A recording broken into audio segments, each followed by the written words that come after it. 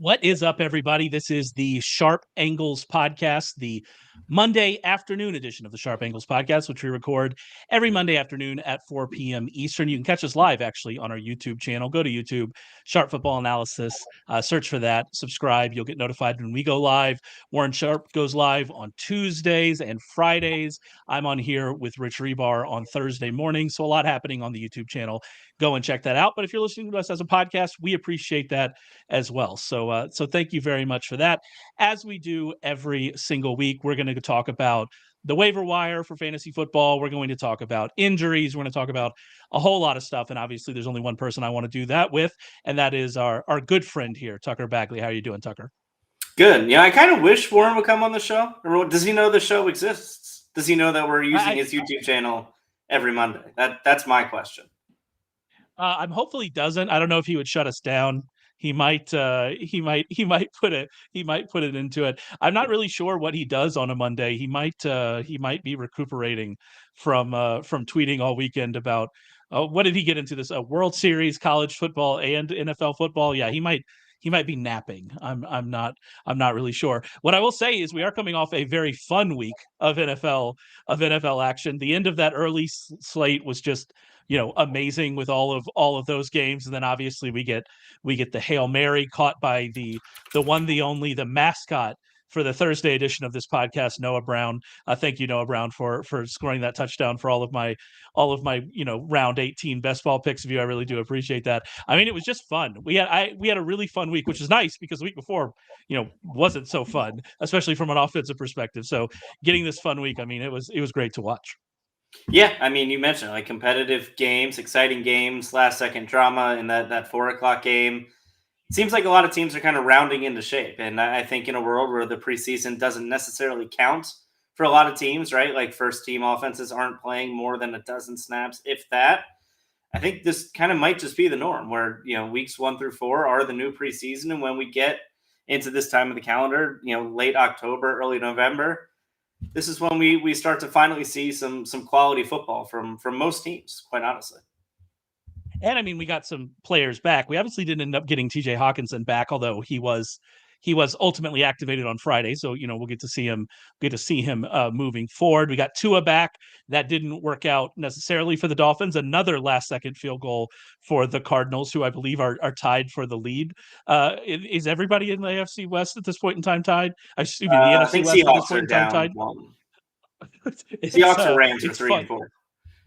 It's fun over there. We're having a great time. But yeah, it didn't quite work out. But the Dolphins offense is back, obviously, for fantasy. We appreciate some of the stuff we got there out of Devin Achane. So a lot of fun there. And we might be getting more back this week. In fact, I think we will be. I believe Derek Carr, from what we saw on Monday. Again, we record this on Monday afternoon at 4 Eastern. So there's nothing. We won't talk about the Monday night game.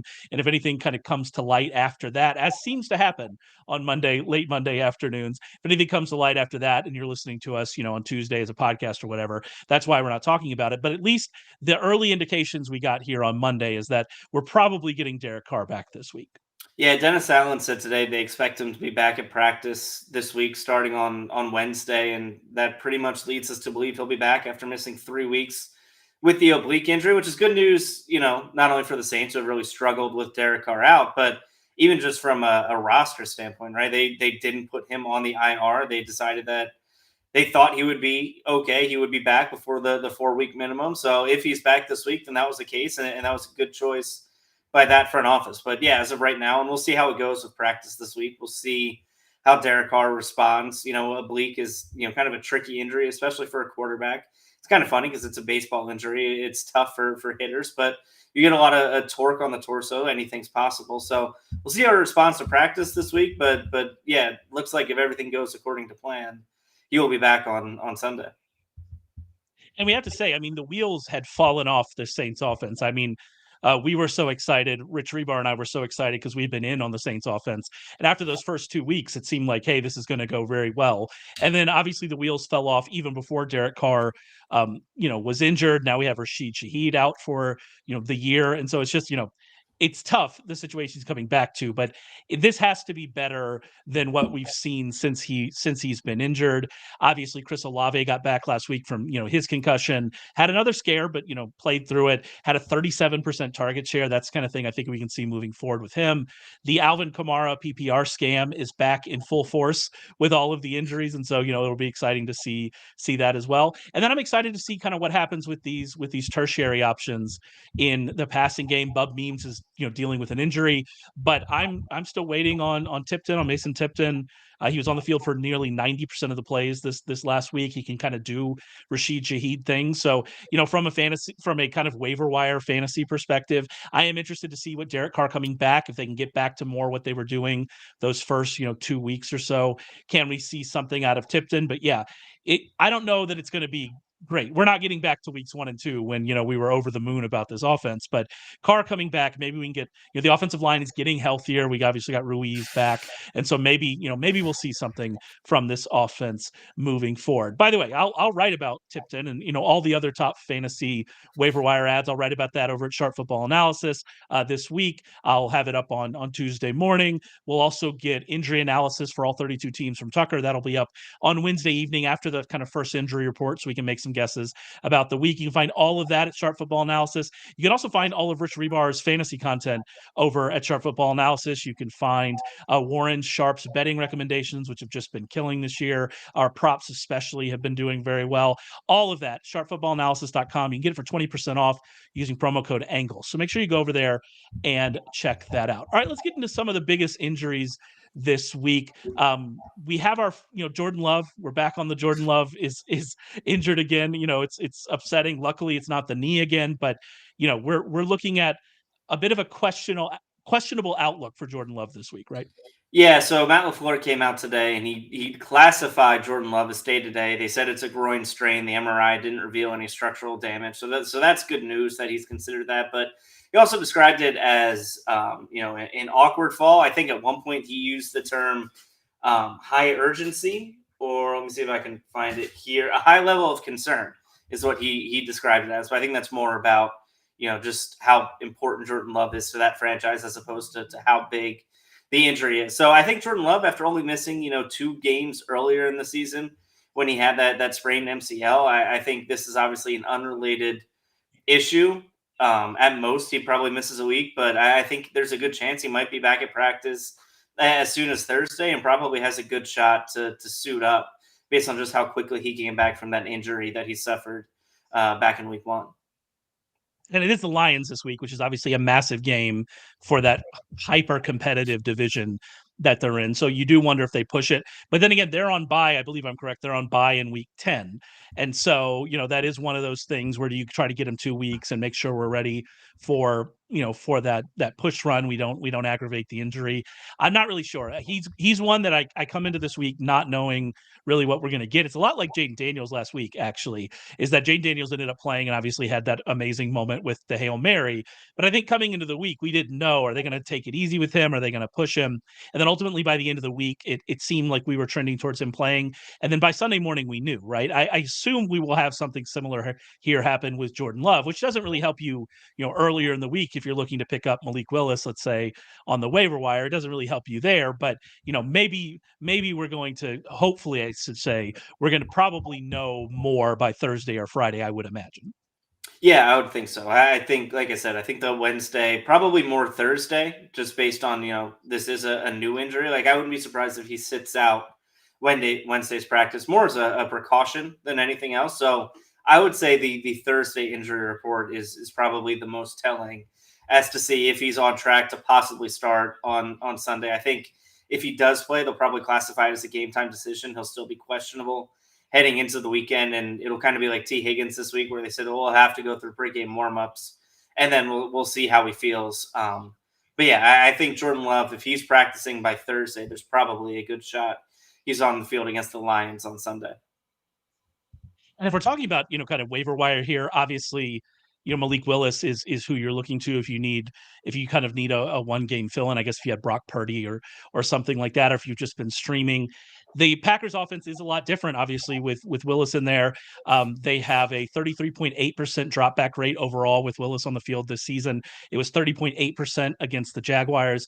Obviously, the two games that Willis started, they weren't really pushed because it was against the Titans and the Colts, and he attempted 19 and 14 passes in those games. Are they going to be able to hide him like that this week if he gets to start against the Lions? You wouldn't expect that with how the Lions offense is playing, what the Lions offense has been able to do. So maybe we do get more passes out of him. But ultimately, if Malik Willis starts, from a fantasy perspective, you're just hoping that you're going to get the rushing upside. He was a QB6 in one of his starts because he got the touchdown and he got the big rushing numbers. I will say the Lions do play man coverage at the highest rate in the league. Willis has a 20% scramble rate against man coverage this season. So we could see that. We could see him scramble around. But you are worried about all of these pass catchers that we get excited about with the Packers, Jaden Reed and Tucker Kraft and even Dontavian Wicks and Christian Watson, who aren't playing full snaps, guys like that. Romeo Doubs, obviously, who's come back and had a big role. Ultimately, you're really worried about those guys. And I mean, like even Jaden Reed had negative air yards in Willis's 2 starts on 8 targets. So we got 8 targets and -9 air yards. So like it's hard to live on fantasy in that perspective. So it's one of those. It's going to really, I think, tilt fantasy this week. What we're doing, especially what we're doing in DFS. But ultimately, if you need a quarterback, picking up Malik Willis isn't the most terrible idea because he can just get you 60, 70 yards on the ground on the touchdown. And if that's what you're getting out of your streaming quarterback, plus whatever we get from like a passing perspective, then you'll take that. And so that's ultimately, I think, where we are from a waiver wire perspective. Yeah, I think, like you said, his floor for himself, right? Malik Willis's floor from a fantasy perspective is based around his rushing, and he's like I think the 3rd or 4th leading rusher on that Packers team, despite only making 2 starts. I think he only has 15 carries on the season. But for everyone else in that offense, for the pass catchers, especially like Jaden Reed, who is such a big downfield target and such kind of a boomer bust kind of player, it lowers their floor quite a bit to where I don't necessarily feel comfortable they're going to get the targets depending on how that game goes. Like you said, maybe Detroit comes out to a big lead and they have to throw it. And at that point, Malik Willis' value kind of tanks, but at least you're getting those potential targets if he has to throw the ball 25 to 30 times a game. But if this game plan goes the way the Packers would want to with Malik Willis under center, I just don't know how many opportunities are going to be there to go around for guys like Reed and Kraft and Dobbs and everyone else in that offense. And thank you, Tucker Kraft, for continuing to score and keep this podcast alive. We were definitely on the bandwagon early, so we're excited about that for sure. All right, let's move on. Talk about Stefon Diggs. I mean, no news yet. At the time of recording, we have no news yet. But that, I don't know, that to me looked like kind of worst case scenario. What are your thoughts on it? Yeah, it was weird because it happened, and then I almost forgot about it. And I was writing last night about the big injuries, which should be up soon. I'm actually just waiting on Stefon Diggs before I send that over to you, and have been for 24 hours now. But yeah, there's been nothing. And I saw some Twitter doctors report that they think it's a torn ACL. And hey, it's a non-contact injury to the knee. That's certainly possible. Adam Schefter came out this morning and said that he hasn't heard anything, which makes him think that it is possibly worst case scenario. But the fact that we just simply have no news and no updates. CJ Stroud said last night after the game that God makes no mistakes. So pray for Stefon Diggs. I don't know what that means. You're from Texas. Maybe you can, decode that for us as a native Texan. But yeah, I mean, it's nothing. Like you go and you watch the play and it's awkward and it's non-contact and it certainly makes you think worst case scenario, but we still just have nothing. And like I said, like Adam Schefter said, if he hears nothing, he thinks it's worst case scenario. So maybe it is. And maybe by the time Monday Night Football happens and Monday Night Countdown happens, he's back on the air and says it is a torn ACL. He's done for the season. But yeah, it's weird that such a high profile player can suffer such a big injury like that. And we still don't know anything 24 hours later. I can tell you from my church upbringing here in the South, that suggests to me that something bad has happened to Stefon Diggs' knee. That is definitely one of those, well, we're gonna get stronger through this kind of quotes. But you're right. We'll see. Nico Collins can't come back until week 10. He does seem on track for that, so that's positive. But he can't come back this week. The Texans are playing on Thursday night against the Jets. I mean, even if this injury is even if this injury isn't as serious as it kind of seemed whenever it happened, based on it being non-contact and kind of the radio silence we've had since then. I it would be shocking if Diggs played this week. So ultimately, you're trying to figure out, okay, what does this receiving core look like? They only ran 12 pass plays without Stefon Diggs on the field last week. Obviously, Tank Dell, Dalton Schultz, those guys are going to be out there. They're going to be getting targets. Tank Dell especially is somebody that's going to get a big bump from this. But both those guys are on rosters already. If you're looking beyond them, Xavier Hutchinson ran 7 routes on those 12 pass plays, didn't get a target. Robert Woods ran 6 routes. John Mechie ran 5 routes, but ended up getting 4 targets. Robert Wood had 2 targets. Hutchinson has already been playing with Nico Collins out, so that doesn't really, I don't think it really changes things for that. And Hutchinson's been targeted on 10% of his routes all season. So I don't really know if that changes things. I think if I'm taking a shot on any of these guys, and I do think this is more like you have a needy receiver roster. You're in a deep league that you're taking a shot on any of these guys. But if I'm taking a shot on any of these guys, I'm taking a shot on John Mechie. He was a good prospect before the illness. He's healthy now. I do kind of worry, will the Texans kind of in this game just want to play the veteran Robert Woods and kind of do that? I'm not sure. But I would probably take a shot on John Mechie this week if I really am wide receiver needy. But I also don't know how much that's really even going to get you. And it's also a 1 week ad for a player that you have to decide on for Thursday. So if you're trying to pick up somebody for this week saying, all right, I have an injury that we're going into Sunday. I don't know if I'm going to, I don't know if T. Higgins is going to play on Sunday. I need someone to step in.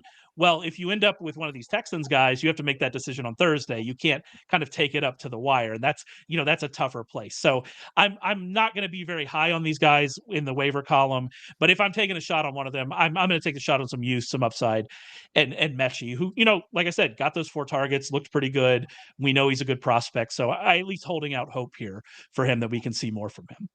Yeah, it's weird because he had 16 catches last year as a rookie. He was a second round pick, as you mentioned. He dealt with that illness, and that set him back quite a bit. But before yesterday, before he got those 4 targets, he had 1 target all season leading into Sunday. So he obviously has the pedigree. The team believes in him. The team spent a second round pick on him. I think he is the guy who is next man up. But you mentioned it's a tough spot with a Thursday night game coming up, to where you don't necessarily get to assess the rest of the league before pulling the trigger on a potential starting spot in fantasy. And if you're making this move, it's really a 1 week move, because Nico Collins is probably going to be back in week 10, and he's going to be the dominant force in that passing offense. He was the NFL's leading receiver before he went out with that hamstring injury. So the day he comes back, he kind of takes over the lion's share of the work in the passing game. So I don't necessarily know what the upside is even beyond this week. Even if you want to take him and hold him out on Thursday,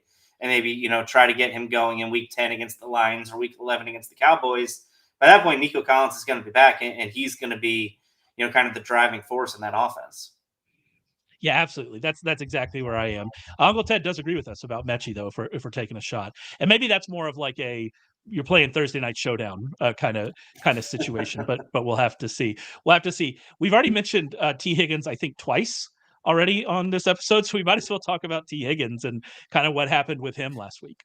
Yeah, he suffered a quad injury in practice on Friday. It was a late addition to the injury report, and immediately they listed him as questionable. They said he was a game time decision. He did warm up before the game, before ultimately being ruled inactive. So it's a kind of, I think his absence in week 8 was just a victim of circumstance. He only had a little over 48 hours from the time he suffered the injury to when he had to suit up and play against the Eagles on Sunday. So they've described him as day-to-day. Zach Taylor came out after the game and said he was close to playing. He just couldn't get it loose, get it activated, whatever coach, medical speak you want to use. But if he was that close, if he was warming up, if they did think there was an actual shot and he is considered day-to-day, I like his chances of getting back on the field this week with a full week of, recovery and practice. And they get the Raiders on Sunday, which is a matchup you would obviously like. And T. Higgins, before this injury, in fact, Rich and I had talked about him before this injury. He was getting really nice target share. He and Chase had really cornered the market on that passing game, and we were getting really what we wanted out of both of them from that perspective. So if he's able to come back, I mean, I will say, with Higgins's history, just this year. I mean, he had that hamstring injury in practice before the season and then missed, 2 games. And this has kind of been a recurring theme for him. Going back to last year, we think about kind of, what he did. He had games where he was active and didn't play because of situations like this. So I think your optimism is warranted. Zach Taylor did say day to day. It seems like it does seem like this was relatively minor, but I mean, with it being T. Higgins, it's just, I don't know. It's tough because of this history we have with him. Yeah, I mean, in the last few years, he's been a soft tissue injury magnet. And even just the fact you mentioned, like he missed the first 2 games of the season with a hamstring injury.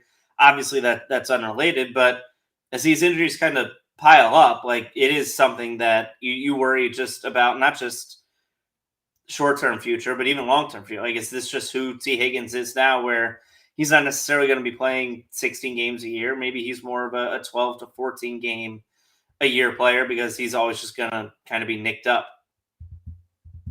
Yeah, I wonder if he's going to go to that Christian Watson doctor who's going to measure his hamstrings and maybe get that. I mean, say what you will, Watson had that ankle injury, but we have not had a hamstring injury for Christian Watson. So the science is working. The science is sciencing. So here we are. If Higgins ends up missing, if we don't get great news about him, I've been team Andre Yisavash, sorry, for a while, but it's just not happening for him. 12.6% target share with Higgins off the field overall this season, which obviously isn't great. Down to 8.3% on Sunday. It hasn't been working.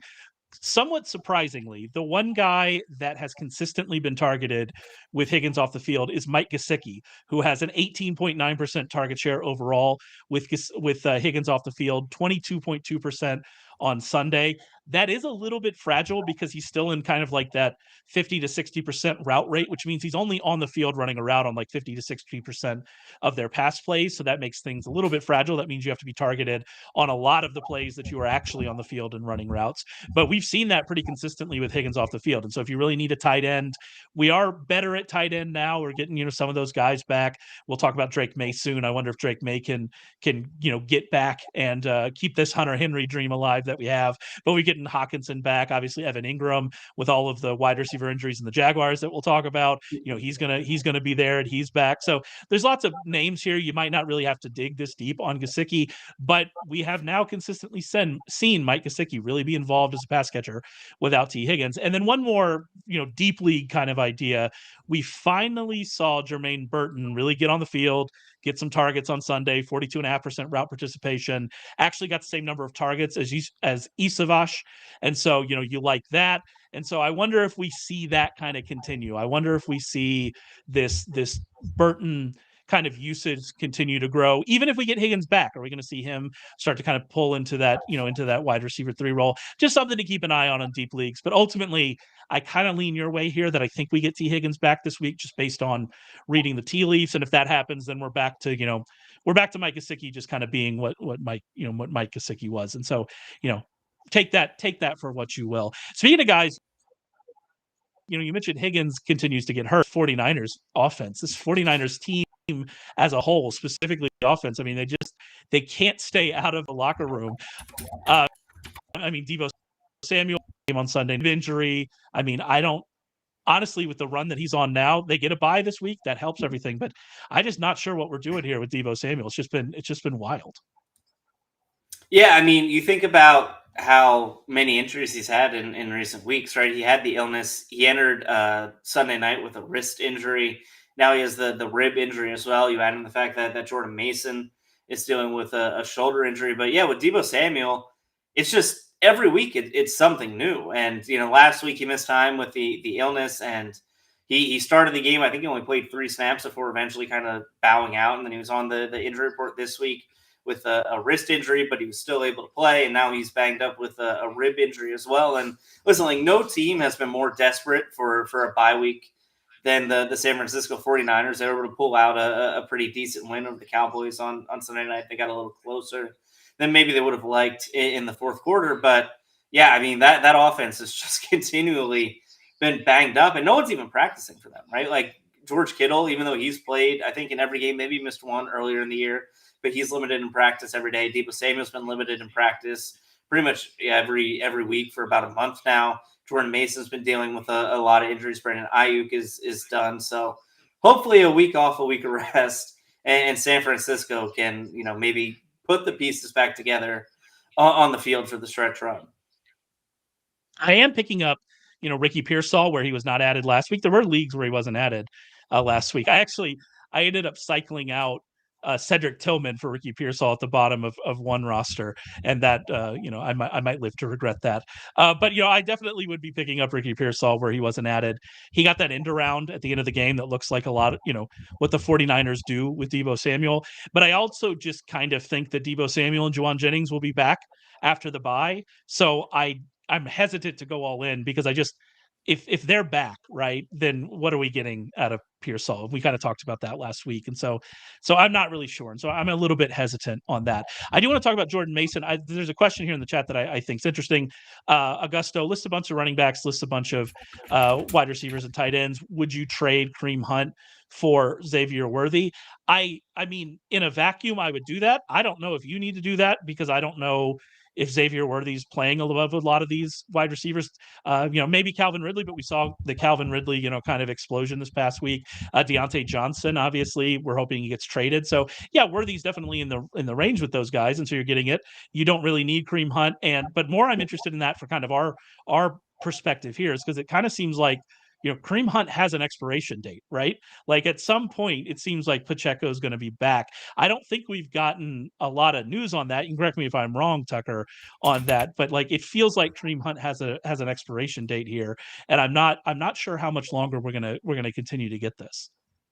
Yeah, I think Isaiah Pacheco is going to be coming back soon. I think they've already mentioned. I think on Monday he posted a video of him kind of working out already, and the Chiefs are pretty eager to get him back on the field. Obviously his time on the IR has already run through. It's 4 weeks because he's been out since week 2, so he can come back whenever he's healthy. I don't think it'll be this week. I think maybe week 10, maybe week 11, somewhere kind of in that range. He can come back, and maybe it's a situation where he is limited earlier on, and maybe him and Kareem Hunt are splitting snaps, and then eventually as we get closer to the playoffs, he takes over the bulk of the work as they work him back into the offense. But yeah, I think Kareem Hunt's kind of role as being the bell cow back and the leader of that rushing attack is pretty much going to be done as soon as Pacheco comes back, and that could be coming back maybe as soon as next week. Speaking of running backs coming back, we have to talk about Jordan Mason, who left Sunday night with a shoulder injury. He lives in the locker room now, apparently. Jordan Mason does. It seems like we continue to get that. That was our concern, not for this game, but last week was like, are we going to see an aggravation of that injury? He got through there, but then, we got an aggravation of it here. We'll see what he's able to do. They obviously, again, have the bye this week. Will he be able to get healthy? But ultimately, for this, I mean, this doesn't really seem to matter because all signs point to Christian McCaffrey being back in week 10 after this bye week. Yeah, I mean, this is something that we've talked about for, maybe a month now, that this could be kind of the targeted date for McCaffrey's return. I think Ian Rappaport reported yesterday morning that seems to be the case. It seems to be what the 49ers are hoping for. They're hoping to get him back on the practice field next week and then back on the field in week 10. So, yeah, they have a bye this week. Hopefully everyone can heal up, but it sure seems like this is the closest we've been to Christian McCaffrey returning to the field since week 1, since he was, questionable on Friday heading into week 1 and then somehow ended up on the IR 48 hours later and hasn't touched the practice field since. So, yeah, hopefully Christian McCaffrey is back next week after the bye, and that would be a huge boost to an offense that's just desperate for playmakers right now. Yeah, it's not great.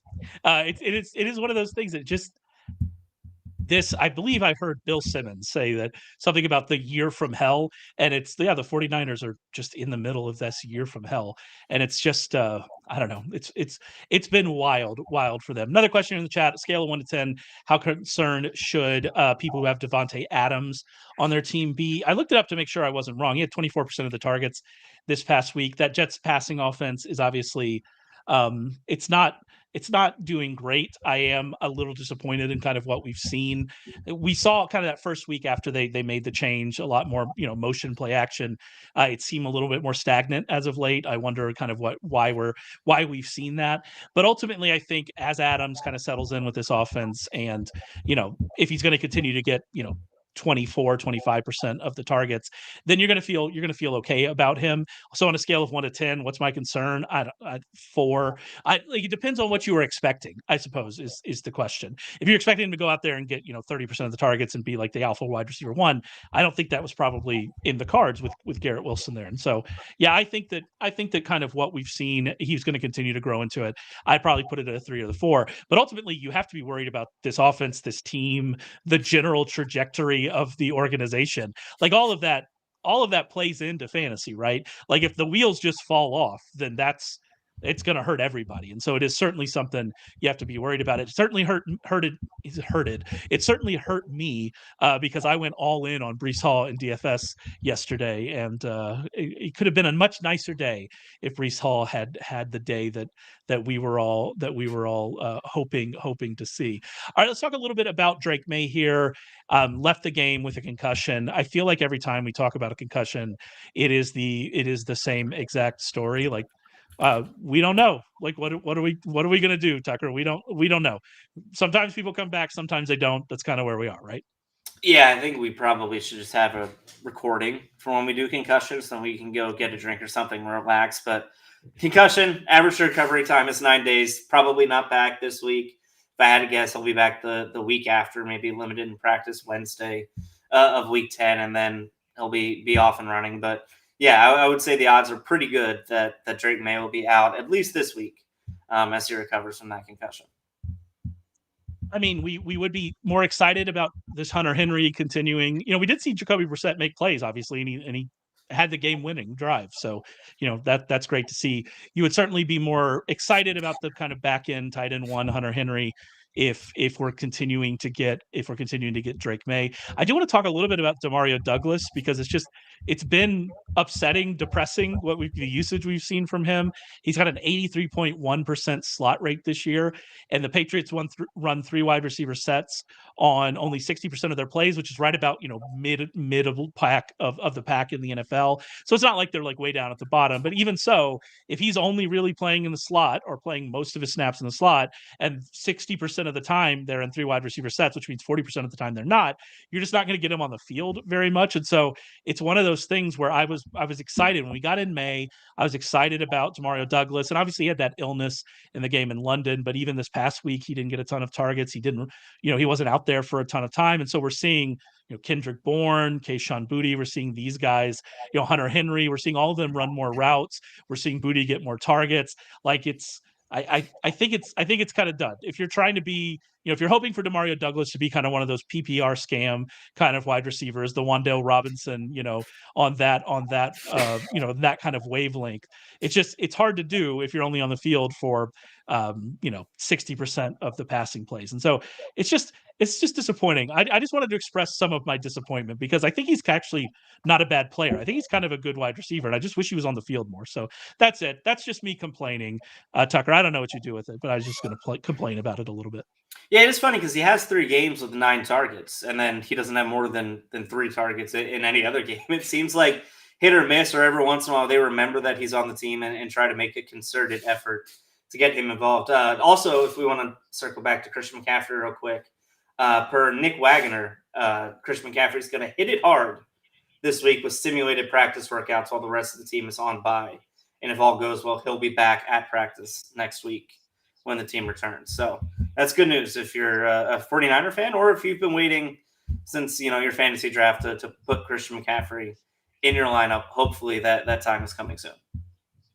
Yeah, Christian McCaffrey is going to come in and save my 1-7 fantasy team. I can't wait for him to. I actually do have some best ball teams that have survived and are in kind of that 3rd, 4th place with Christian McCaffrey coming back. So it could make a difference. We're hoping for the best. Another question here: time to sell high on Ladd McConkey.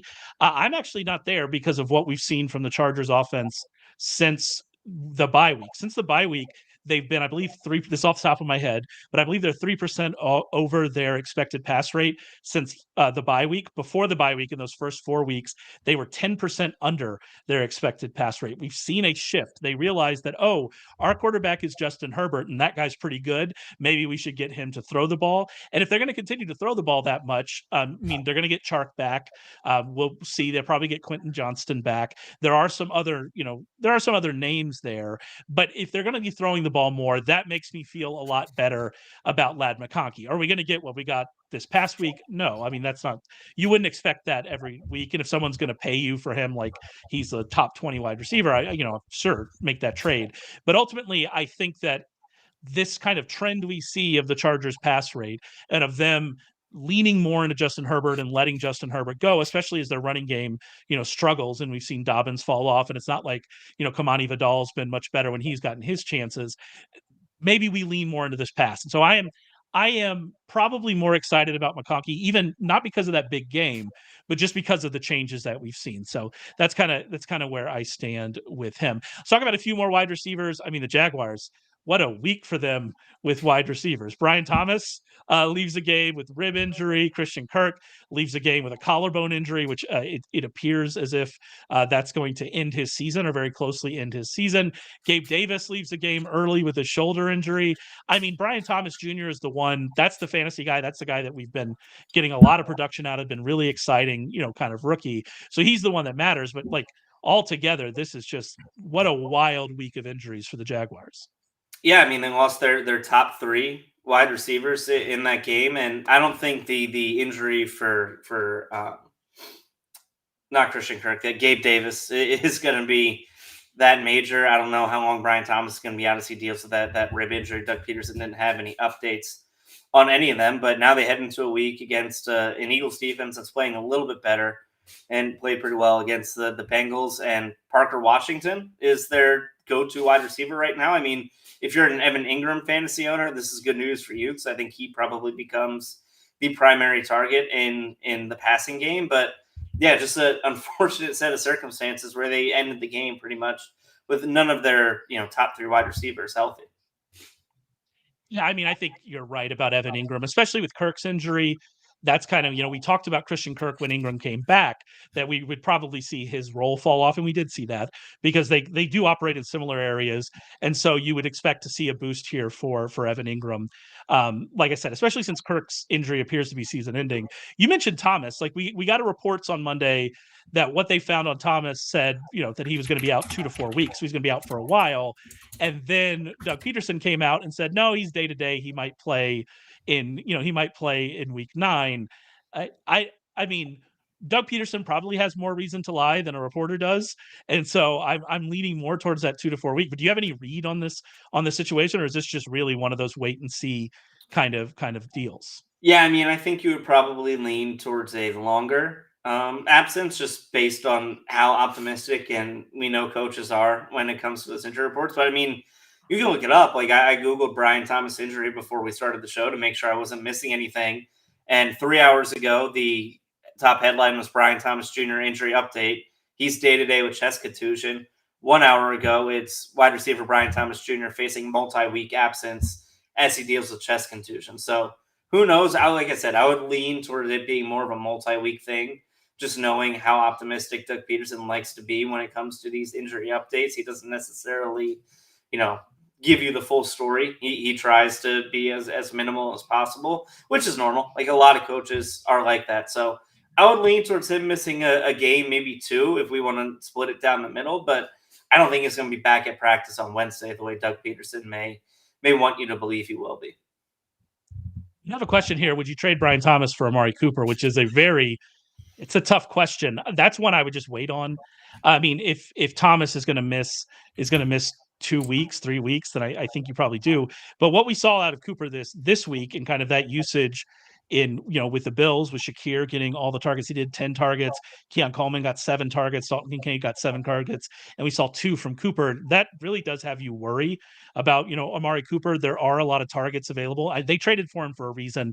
He is going to grow into that offense. I kind of trust we're going to see him kind of grow into that number one target. But you do, Like they built a receiver core after Diggs left that had a lot of guys, right? And Keon Coleman is now playing pretty well. Khalil Shakir does not miss a target.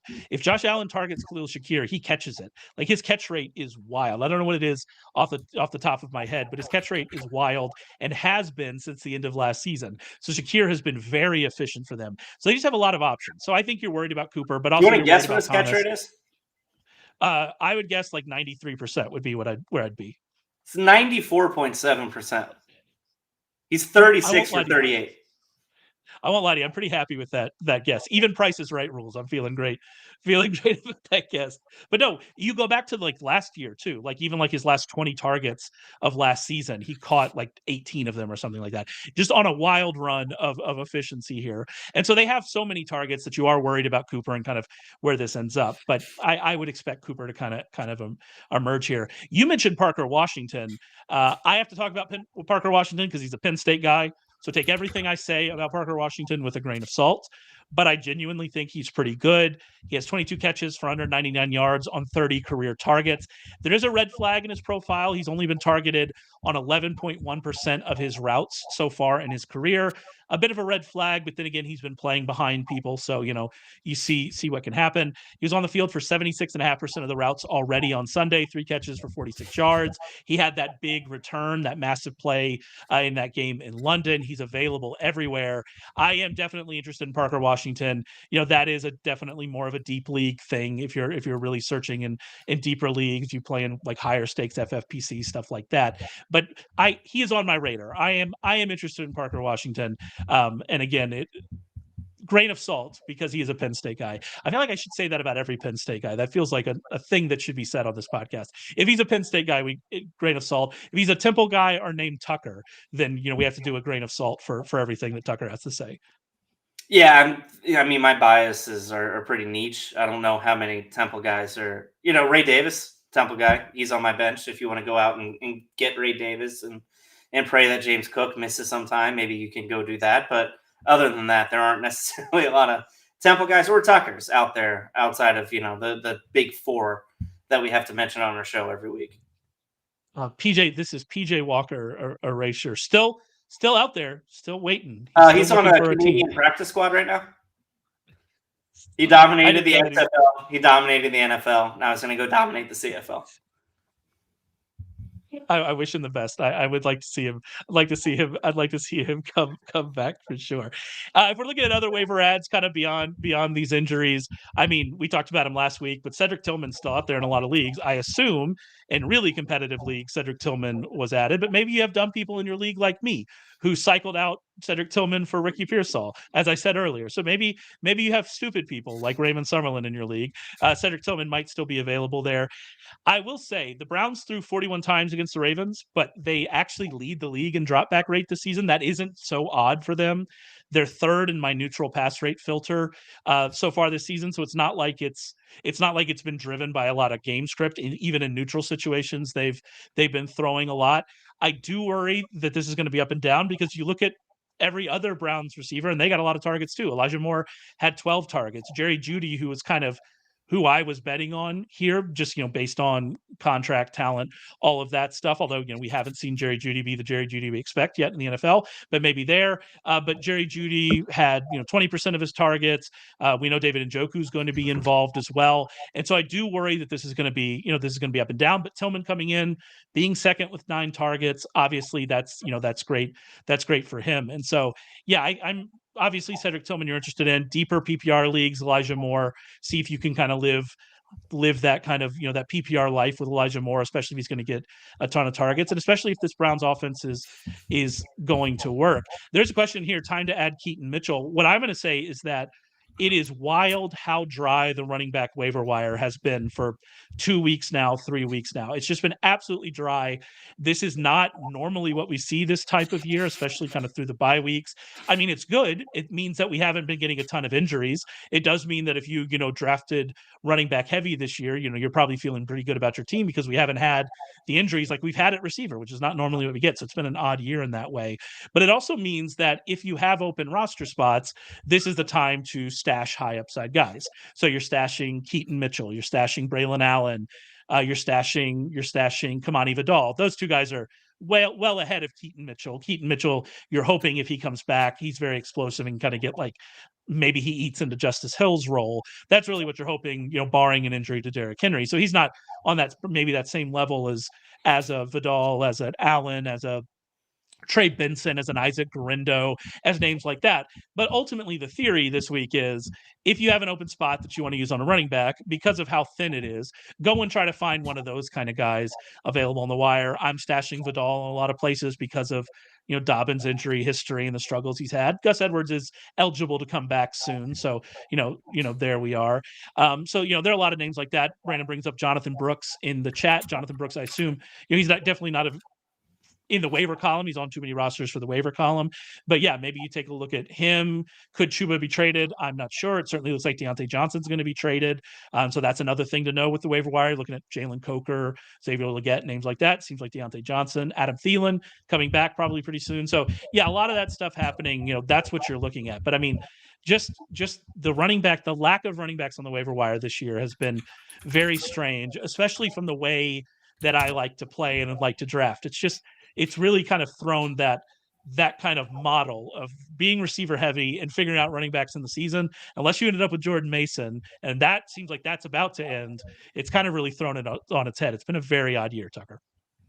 Yeah, especially because it's not like, the stars that were drafted high played well and really, commanded their role and really took over and, kind of left crumbs for everybody else. Like we've had big name injuries. We've had guys struggle. We've had, different guys try to step up and take different roles. Like it's not like there hasn't been opportunity for a lot of guys, just no one's really taking it. And, then you add in the fact that there are maybe some more high volume players that would have been drafted a little bit lower. Someone like Rachaad White, who was drafted strictly for volume, and now he's kind of stuck in a three-headed backfield with Sean Tucker and Bucky Irving, or even someone like Devin Singletary, who had a pretty big, share of the carries and the bulk of the touches out of the backfield early on. Now he misses 2 weeks. Tyrone Tracy plays okay. And now obviously the Giants play Monday night. So we don't know necessarily what they're going to do tonight with both of them back, but sure seems like they're now basically going with, they'll both kind of just split it 50-50 and we'll see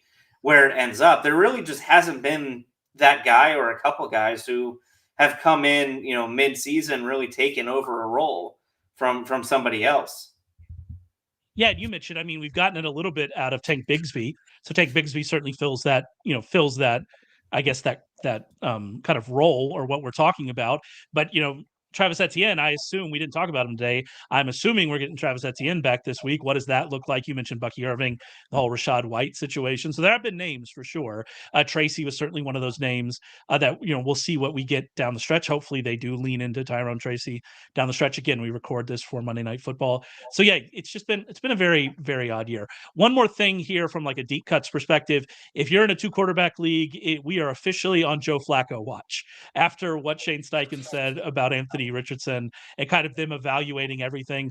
I actually don't think Anthony Richardson was as bad as the stat line looks this past week, but the stat lines have looked very rough for a long time. There were some Anthony Richardson plays that he made good throws on. I'm thinking of one specifically to the end zone that if that throw is caught and, I think AD Mitchell had a toe out of bounds in the end zone or something like that, then it looks more like an Anthony Richardson stat line. So there you go. But him like subbing himself out of the game because he was tired, that kind of stuff. I mean, it's Deshaun Watson getting hurt might be the worst thing that's ever happened to Anthony Richardson because we're now focusing. All right, who's that next quarterback we're focusing on? It seems like Richardson is getting that focus. They play on Sunday night this week against the Vikings, I believe, if I'm correct in memorizing the schedule. Yeah, I'm right about that. I don't know, man. We're on Joe Flacco watch in Superflex and 2-quarterback leagues, and we'll see what happens here.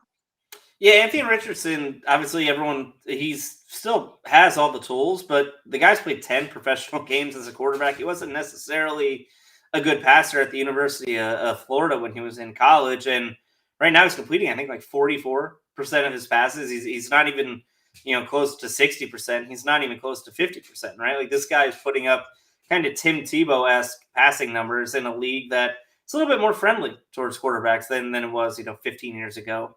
When Tim Tebow was playing. So yeah, it's reached a point now for a team like the Colts who, are 4-4. They do have playoff aspirations with Shane Steichen. And, it's kind of funny because I don't think anyone thought Anthony Richardson was a finished product when they drafted him, right? Least of all, the Indianapolis Colts. Like, they understand what they're getting into. They understood that he was a long-term project at the position. And even though it's been a year and a half, it's only been 10 games for him as a quarterback. So I don't know. I wonder at what time maybe you make the switch for the benefit of the team in the short term. But I also wonder what your plan is long term for this kid, because I don't think anyone would have thought he would have figured it out after 10 starts based on his film at Florida, right? Like, this was a gamble on a kid who had all the tools in the world to kind of become a quarterback like Josh Allen or one of the elite players with all kinds of attributes. And he hasn't put it together yet, but he also hasn't really played a full season yet. So